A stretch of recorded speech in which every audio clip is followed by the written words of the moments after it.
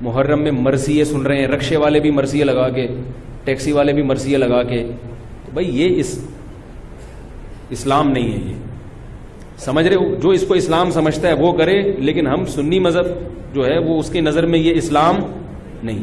نبی صلی اللہ علیہ وسلم نے لعنت فرمائی ہے میت پہ نوحہ کرنے والوں پر، سمجھ رہے ہو؟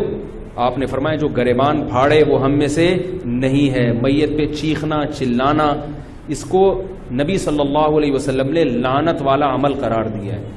شہادت پہ چیخنا چلانا کسی کی، حضرت جعفر طیار رضی اللہ تعالیٰ عنہ اہل بیت میں سے تھے، وہ جب شہید ہوئے ہیں جوانی میں، ان کی 4 بیویاں تھیں، بیوہ ہو گئیں۔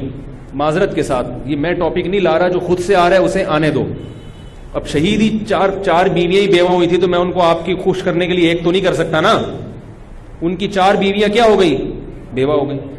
تو جب ان کے گھر میں اطلاع ملی ہے کہ آپ کے جوان شوہر شہید ہو گئے، تو ان کے رونے کی آوازیں آئی ہیں، چیخنے چلانے کی آوازیں آئیں۔ آپ صلی اللہ علیہ وسلم کو اتنا غضب آیا، آپ نے فرمایا کہ جاؤ خاک پھینک کر آ جاؤ ان کے منہ میں، اب ان سے کہو کہ اپنی آوازوں کو پس کریں۔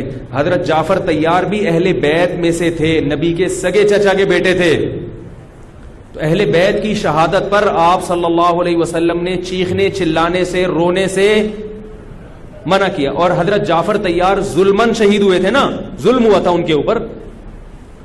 تو اسی طرح ہم یہ کہتے ہیں کہ جیسے حضرت جعفر طیار اہل بیت میں نبی کے سگے چچا زاد بھائی، حضرت حسین نبی کے نواسے، تو جیسے حضرت جعفر طیار کی شہادت پہ چیخنے چلانے والے کو نبی صلی اللہ علیہ وسلم نے پسند نہیں کیا، حالانکہ ان کی بیویوں کا رشتہ، بیوی کا جتنا قریبی رشتہ اپنے شوہر سے ہوتا ہے، اتنا قریبی رشتہ ہمارا حضرت جعفر طیار یا حضرت حسین سے نہیں ہے۔ رشتہ یقیناً ہے، مگر اتنا قریبی نہیں جتنا بیوی کا ہوتا ہے، اولاد کا ہوتا ہے۔ تو جب بیویوں کو رونے کی اجازت نہیں ہے، جو سب سے زیادہ متاثر ہوئی ہیں، تو ہم اور آپ کو حضرت حسین کی یاد میں چیخنے چلانے کی اجازت کہاں سے ہوگی؟ اور آپ صلی اللہ علیہ وسلم نے چیخنا چلانا، گریبان پھاڑنا اور یہ سب کے منع کیا ہے۔ تو سنی مذہب میں ماتم کی اجازت، چیخنے چلانے کی، ہا ہو کرنے کی اجازت نہیں ہے، سمجھ رہے ہو بات کو؟ تو آپ یہ کام نہ کریں، مرثیے آپ نہ سنیں، انہیں سننے دیں، انہیں کرنے دیں۔ آپ رکشہ ٹیکسی چلا رہے ہو، کہہ رہے محرم کے احترام میں گانے نہیں لگاؤں گا، مرثیے لگا دوں گا۔ بھائی نہ گانے لگاؤ نہ مرثیے لگاؤ۔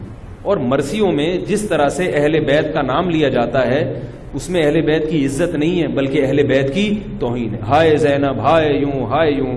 آپ اپنے گھر کی عورتوں کو چاہتے ہو کہ سڑک پہ ان کا اس طرح سے ہائے ہائے کر کے نام لیا جائے روڈ پہ؟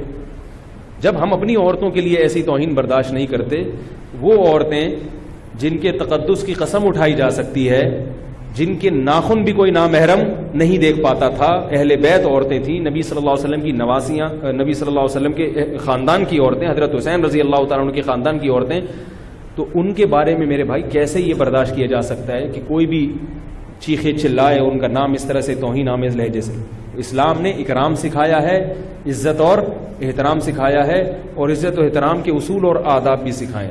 ویڈیو کے نیچے سبسکرائب کے بٹن پہ کلک کریں، بیل کے آئیکن پہ کلک کیجئے تاکہ ہر نئی ویڈیو کی نوٹیفیکیشن آپ کو مل جائے۔